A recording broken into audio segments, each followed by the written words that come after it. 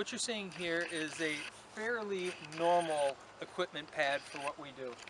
Most of the projects that we do are a two-pump system.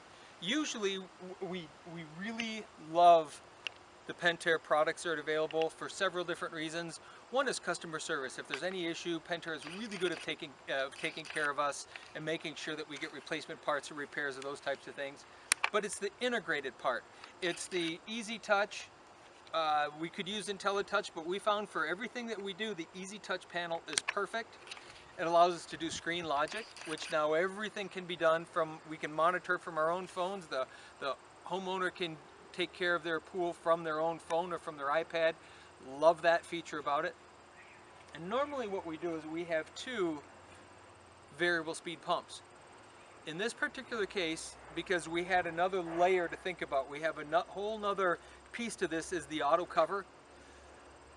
It didn't make sense to have that second variable speed pump on the waterfall because the waterfall is not going to be running all the time.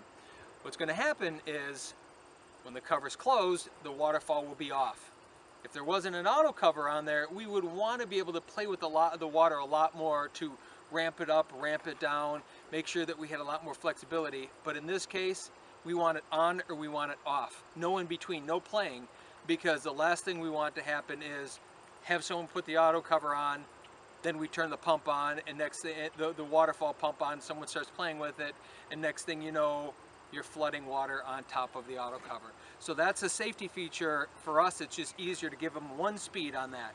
Now we can divert water from the main pool pump, which is variable speed, which we are going to want to be able to ramp that up and ramp that down, but that's only for the in-floor cleaning system and for the circulation, because our intent is not to push any water over the waterfall from the pool pump. We want that to run all the time.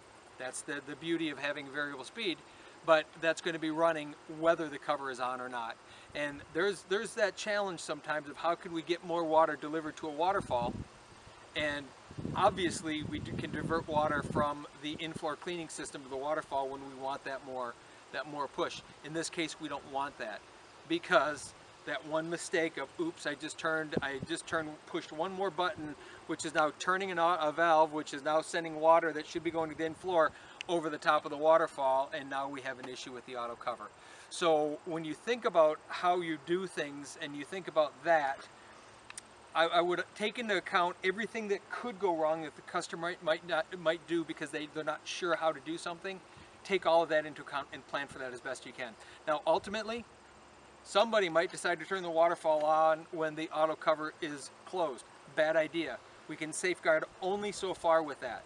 And in this particular case, by not giving them variable speed to play with all of those different things, there's less buttons to play with, there's less reasons for them to do that.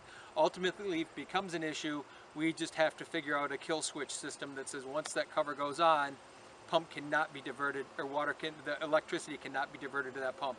And that's probably what will happen if we find any issue like that.